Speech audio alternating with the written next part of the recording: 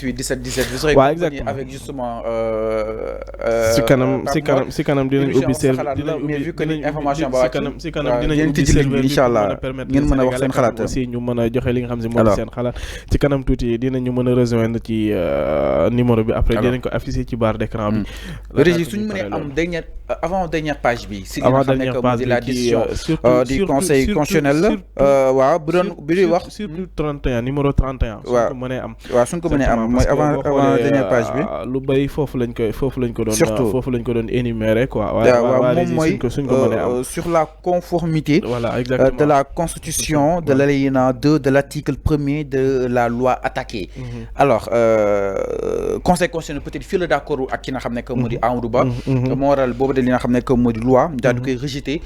foofu si daanaka li nga xam ne que moo di le conseil constitutionnel donc considérant conformément à l'article 17 de la loi numéro 2016-23 du 14 juillet 2016 relative au conseil constitutionnel que si le conseil constitutionnel relève dans la loi constatée soumise à son examen une violation de la constitution n'a pas été invoquée, il doit soulever d'office. Bataille conseil constitutionnel à la 27e décision bi considérant que le préambule de la constitution partie intégrante de la loi fondamentale confère une valeur constitutionnelle aux instruments juridiques internationaux adoptés par l'Organisation des Nations Unies, de l'Organisation de l'Unité africaine, que ces instruments déclarent imprescriptibles et donc non susceptibles d'amnistie les faits tenus pour criminels d'après les règles du droit international. ñoom itam ñëw neen si li nga xam ne que moo di règle du droit international ak li nga xam ne itam war nañ ko daal di war a mën a jàpp ni tax ñu daal di rejeter boobu de li nga xam ne que moo di demande. Alors ñu daal di dem si décision 28 bi Pape Mor considérant d'une part qu'en vertu de l'alinéa 3 de l'article 9 de la Constitution, le principe de la non-rétroactivité des lois pénales plus sévères ne fait pas obstacle à la poursuite des faits tenus pour criminels d'après les règles du droit international. Alors fii li mu bëgg a wax mooy si benn côté bi si article li nga xam ne que moo di 9 bi si constitution bi principe yi du rétroactivité maanaam loi bi du mën a dellu ginnaaw jëm si li nga xam ne que moo di wàll wi parce que tout le temps da nga koy wax que ni la loi la plus sévère du dellu ginnaaw tey le conseil constitutionnel aussi souligné na ko par rapport ak sa décision bi nga xam ni itam rendre na ko loolu itam raison la moo waral mu daal di rejeter cette demande bu Amadou Ba peut-être juristes yi aussi dinañu ko gën a leeralal ñu daal ñu gën a jàngatal concrètement qu'est-ce qui a poussé le conseil constitutionnel à ce que pour mu rejeter boobu dañ nga xam ne que mu di demande mais ñu dañuy rester cassé sur la forme peut-être les juristes yi daal dugg sur le fond daal ñu koy war a mën a leeralal jëm si wàllu wu ni mel la ba tey ñu dem si décision 29 bi considérant d'autre part que la charte africaine des droits de l'homme et des peuples dispose à son article 5 tout individu a droit au respect de la dignité inhérente à la personne humaine. Toute forme d'exploitation ou de l'homme, notamment la torture physique ou morale, et les peines ou traitements cruels, inhumains ou dégradants sont interdits. C'est-à-dire si li nga xam ne que moo di mbir mi loolu da nga ko daal di interdire lépp loo xam ne itam dafay jëm ci daal di toroxal nit ak moroomam ñëw na si nu mu gën a yaatoo si décision 29 bi alors daal dem si décision 30 bi ni considérant que le législateur ne saurait par une loi dite interprétative ni faire obstacle à la répression de crimes ni priver de leur portée des principes relatifs à la sauvegarde de la dignité humaine, motif pris de ce que ces crimes seraient liés à l'exercice d'une liberté publique ou d'un droit démocratique. Nous avons si décision 31 bi, considérant qu'au sens de l'alinéa 2 de la loi attaquée, les faits tenus pour criminels d'après les règles du droit international, notamment l'assassinat, le meurtre, le crime de torture, les actes de barbarie, les traitements inhumains, cruels ou dégradants sont inclus dans le champ de l'amnistie lorsqu'ils ont un lien avec l'exercice d'une liberté publique ou d'un droit démocratique,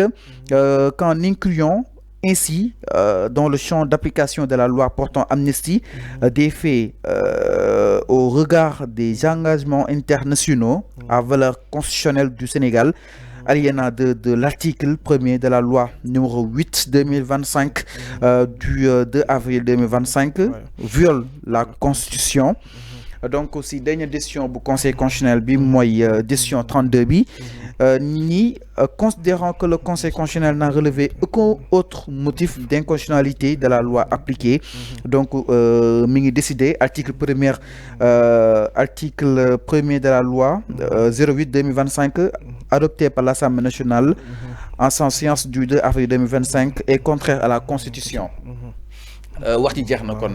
fa la yam mooy maanaam daal li mu wax nii yëpp raison yi mu wax lépp su ko boolee comparé ko ak li Amadou Ba daal di yow foofu saanu Assemblée nationale la dëppool ak constitution bi ak li constitution bi teg dëppool ak constitution bi maanaam ci gàttal daal loi d'amnistie bi nga xam dëppool ne ak nañ teg foofu noonu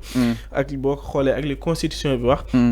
ñoom ñaar dëppoo ànduñ looloo tax loolu waral mooy tënk bi daal voilà mais tamit loolu est-ce que nekkul benn réveil maanaam juridique boo xam seen pour gouvernement bi ak maanaam benn victoire wala tamit nekkul victoire politique boo xam seen dina ko jëmale ci li nga xam ne moo di opposition bi quand même aussi parce que opposition bi boo xoolee loi d'amnistie bi maanaam interprétation bii nii boo xoolee ñoom tamit génn nañ ci wax nañ ci dénoncé nañ fu nekk partout def ay posts voilà lu nekk wax nañ ko mais pour le moment ni est-ce que nekkul victoire li nga xam si moo di opposition bi. alors man jàngat bi ma si def wax na ko sànq. mu nekk benn jàngat boo xam ni tam faaw daal ko si tiré allant dans sens. par rapport ak li nga xam ne que moo di la constitution. alors donc aussi la question qui se pose mooy est-ce que nekkul confiance bi dafa bëri loolu si ki nga xam ne que moo di Amadou Ba parce que aussi il est un juriste on n'en disconvient pas am na foo xam ni itam jaar na fa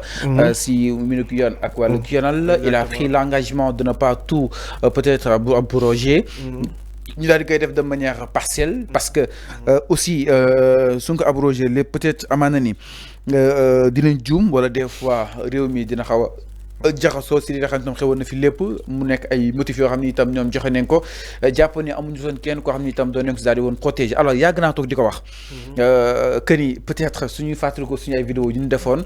c'est-à-dire dafa nekk loo xam ni itam dañ see dugg mais dafa nekk benn affaire bu xaw a complexe c'est-à-dire maanaam mooy mënuñoo comprendre am lu fi xewoon franchement Pastef toog porter combat bi fu ne que ni une fois au pouvoir dinañ fexe ba abroger la loi d'amnistie képp ku war a wuy ji daal dem wuy ji si kanam yoon ak wàllu yoonal la képp aussi ku ñu yàqal peut-être yoon mu daal leen am lu mu lay daal di dédommager ñu gisoon ni Ousmane Sonko de son passage à l'Assemblée nationale que ni moom sax soo war a wuy ji dina wuy ji li nga xam ne que mu di yoon ak wàllu yoonal alors événement yi je pense que ñett ko sekk événement 2021 jàpp li nga xam ne que moo di 2023 yi y avait benn le camp du pouvoir mooy Macky Sall ak ñu mu àndal y avait aussi le camp de l'opposition à ce que l'on sache mooy Ousmane Sonko ak ñu mu àndal y a aussi les forces de l'ordre yi nga xam ne itam ñoo nekk si digg bi au milieu justement de ces événements donc le fait que waa APR ñu ne dañoo biral seenu ko recours au conseil constitutionnel parce que aussi pour fàttali li nga xam ne que moo di sens recours bi moo nekkoon fexe ba ñu aussi bañ a mettre sans protection les forces de l'ordre maanaam ñoom li leen taxoon jóg mooy protéger les forces de l'ordre waaw parce que ñoom dañoo jàpp ni loi bi Amadou Ba teg dafa bëgg a dugal li nga xam ne que moo di les forces de l'ordre donc sax ñoom génnaat neen weddi ko que ni loi boo xam ni du dugal kenn waaye dafay àtte li nga xam ne que mu di dëgg alors mu nekkoon ñetti composants yoo xam ni itam ñoo daal di composé woon événement yu nu mel la digganteeg le camp de l'opposition Ousmane Sonko ak ñu mu àndal le camp du pouvoir Macky Sall ak ñu mu àndal les forces de l'ordre nekk seen diggante donc tey def nañ tey ba Ousmane Sonko ak ñu mu ànd tey ñëw yor li nga xam ne que moo di nguur gi ñu ne dañuy def li nga xam ne que moo di amnistie partielle et que chacun y va de son propre commentaire ñiy jàpp ni peut-être dafa am ñuy chercher pour protéger leen ñeen ñi jàpp ni peut-être demeewul noonu danoo nekk seen logique fexe ba daal di war a mën a parvenir ak seenuk li nga xam ne que moo di justement seenuk xam-xam ak li nga xam ni itam moom askan wi daal di war a mën a xaar ni si ñoom fexe itam ba ba sénégalais bi meroon ni dee sànni benn xeer bu ndaw wala ko ndey taal pëna ñu bañ ko see boole entre autres man ni kon yëf yi dina gën a leer et que yëf yi dina gën a préciser wu mais la question qui va se poser mooy ginnaaw rejeté leen boobu de li nga xam nekk moo di loi foofu soit Assemblée nationale quelle sera la suite donnée justement de cette décision, c'est-à-dire certes la décision du Conseil constitutionnel selon article 92 kenn mënu si dara soo xasee ba yëkkati décision yëkkati na ko et nul ne peut faire justement recours si li nga xam nekk moo di la décision du Conseil constitutionnel peut-être sûrement le parti au pouvoir dina daal di fekk si li nga xam nekk moo di boobu de décision jëm si wàllu wu ni mel nag est-ce que dañuy daal di jàll si total bi wala kon est-ce que dañuy xoolaat li nga xam ne itam proposé nañ ko par rapport ak partiel bi est-ce que li Amadou daal di proposer aussi xaw na des par rapport en termes d'idées en termes aussi de logique aussi en termes quoi qu'on puisse dire de raison bi wane ni que ni lii su sukkandiku ko Conseil constitutionnel war na ko daal di war a mën a jàllale donc nag en attendant que les juristes en parlent parce que ñu dañuy yem rek sur la forme jëm si décision bi nga xam ne wàcc na je pense que ñaari situation mooy destiné wu benn Amadou Ba dem corriger li koy Conseil constitutionnel di reprocher si loi bi wala kon soit ñu daal di jàll si loo xam ni itam amaana ni ñoom Thiat Y'en a marre ñoom Karim Xrum Xax entre autres ñu koy porter par rapport ak ñu daal di abroger totalement mais quand même cette loi dite amnistie li ñu woowee les faits graves tamit kii bi mënoon ko loi d'amnistie mënu ko couvrir de voilà li ñu woowee les faits graves comme ni nga ko waxee sànq les crimes de sang les crimes de torture et ainsi de suite yooyu noonu loi d'amnistie bi je pense pas que ni mën na ko couvrir loolu moom maanaam ñi ko defe amul loi bu leen mën a protéger ba loo xam seen duñ leen ci toppee comme ni nga ko waxee pour le moment nii forme lañ am nii après dinañ am ay juristes yoo xam si ne dinañu leeral exactement li nga xam si moo nekk ci fond li nga xam ne moo décision bi la bi Conseil constitutionnel rendre yaa ngi koy wax sànq Amadou Ba gis nañ ko Assemblée nationale bi mu présenté li nga xam si moo di loi d'amnistie bi maanaam nga xool ko nga gis ko ni mu waxee maanaam tu sens que ni kii